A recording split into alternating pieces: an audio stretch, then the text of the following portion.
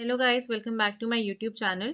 Today we are going to discuss 5 MCQs for Science and Technology for Prelims 2024, which were in news and which can be asked directly in the examinations. And if you see the pattern after 2018, the number of questions in Science and Technology have also increased, and the length of the questions have also increased. I remember there was this question on Internet of Things, and it was a very long question. So in prelims, you don't really have that much of time, like 2 hours. So if you're not thorough with your concepts and if you don't know what particular things are, then you might get confused while reading the question itself. Okay, so since there is, the quantity of time which is provided for each question is also very less.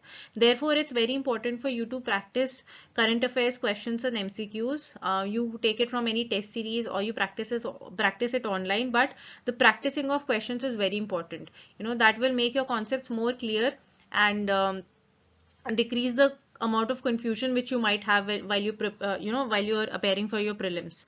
Okay, so today we are going to just brush up 5 questions which were in news and which are important for prelims 2024. Okay, so the first question is about brainware. Consider the following statements regarding brainware. So in exam you might get questions which are very direct like this, which is rare these days because UPSC have really played with the length of the questions, and nowadays the length of the question is like too much. But 1 or 2 questions you can get like this also. All right.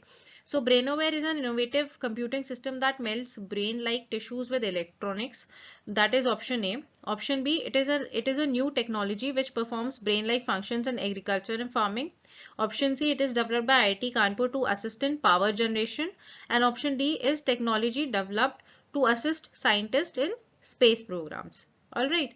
So if we see, the right answer is this, that BrainAware is an innovative computing system that melts brain-like tissues with electronics. All right. So let's see the explanation. BrainAware is an innovative computing system that melts brain-like tissue with electronics. Okay, and it integrates brain organoids with microelectrodes, forming an organoid neutral network that directly incorporates living tissues into the computing process. Okay, or brain organoids are 3D tissues that simulate the structure and function of the human brain. They are derived from the human embryonic stem cells and are able to self-organize. So this is a kind of a revolution ब्रेनोवेयर जो ये लेके आ रहे हैं, क्योंकि ये जो stem cells होते हैं ब्रेन के, उनको यूज करके एक they are computing it with electronics, which is in itself a very big thing. Alright, so brain organoids are similar to brain cells composition and structure and can reflect the brain's developmental process. They are used as models to study human brain development and brain related diseases जितनी भी होती हैं उसके लिए use किए जाते हैं. Alright, so that is what BrainAware is. Basically आपको ये याद रखना है कि it is an innovative computing system जो कि मेल करता है brain like tissue के साथ with electronics. Alright. Next is consider the following statements regarding नाविक. सो ये आपने पहले भी बहुत पढ़ा होगा नाविक के बारे में. So it is an independent regional navigation satellite system designed to provide information in the Indian region and 1500 kilometer around the Indian mainland. कितना है 1500 kilometer around the Indian mainland. So IRNSS would provide 2 types of services, namely standard positioning services to all users. You should always underline the words, and restricted service provided to authorized users. मतलब जो standard positioning service है वो सारे users के लिए, जो restricted है वो ऑथराइज्ड यूजर्स के लिए. सो इसमें से कौन से स्टेटमेंट्स करेक्ट है? Option A both 1 and 2, option B 1, option C 2 and option D none of the above. So the right answer is both 1 and 2. Both 1 and 2 are correct. So नाविक क्या है? जैसे यूएस की ग्लोबल पोजीशनिंग सिस्टम है, GPS है, उसकी तरह ही India ने नाविक अपनी सैटेलाइट बनाई है, which is which will work on the similar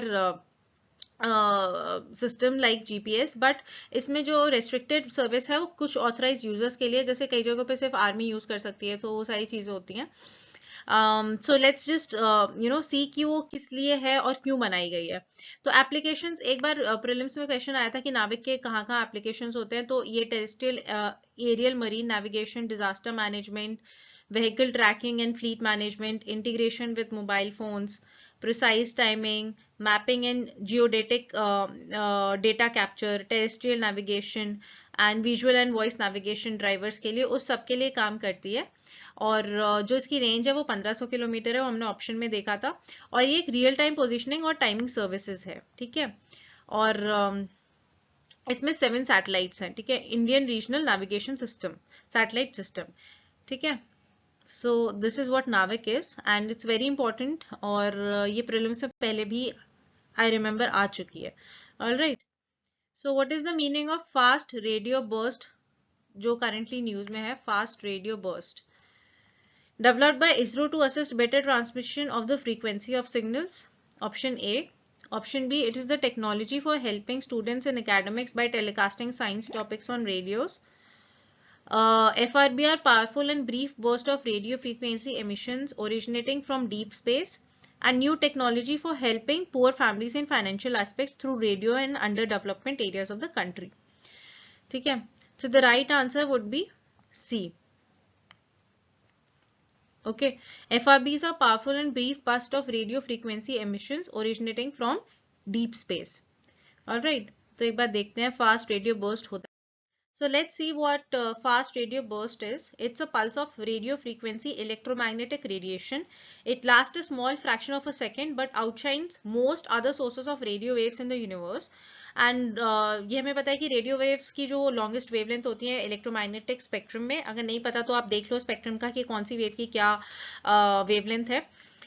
so recently astronomers ने डिटेक्ट किया है कि इंटेंस फ्लैश रेडियो वेव्स का आ रहा है, जो कि लग रहा है कि बहुत सारी गैलेक्सीज से मर्जर होके आ रहा है, but we don't know, it's coming from deep space, ठीक है। It's looking like it's dating back to about 8 billion years ago, ठीक है, which is the oldest known instance of phenomena, ठीक है। तो fast radio burst if you ask, तो option में था कि डीप स्पेस से एक बहुत फास्ट पल्स आ रहा है रेडियो का, रेडियो फ्रीक्वेंसी का, ठीक है। So that is what fast radio burst is. Next question, consider the following statements regarding deep ocean mission. It is an initiative of Ministry of Science and Technology. deep ocean mission काफी news में रहा है बहुत time से, तो ये पता होना चाहिए कि deep ocean mission क्या है इंडिया का और क्यों करा जा रहा है ये।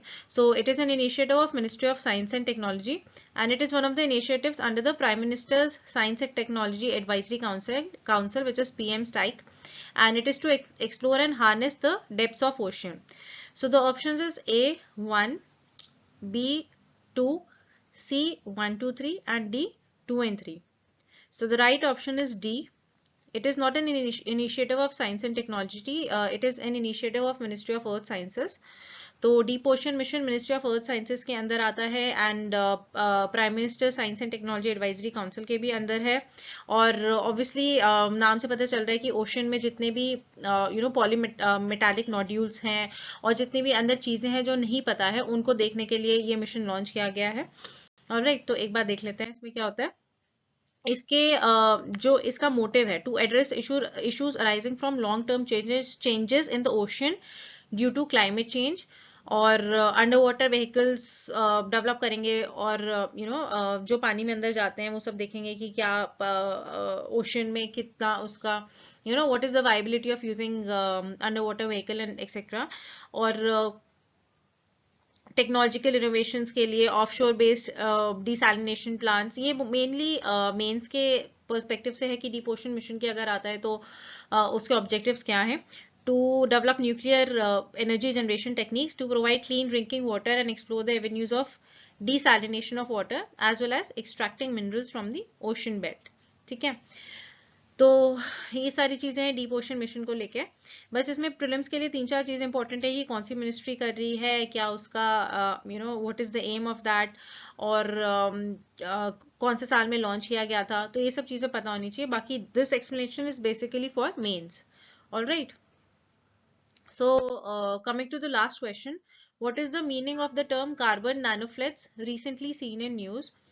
Option 1 is unique structures that resemble tiny marigold flowers made entirely of carbon. Option 2 is it can convert incident light to heat with 87% efficiency.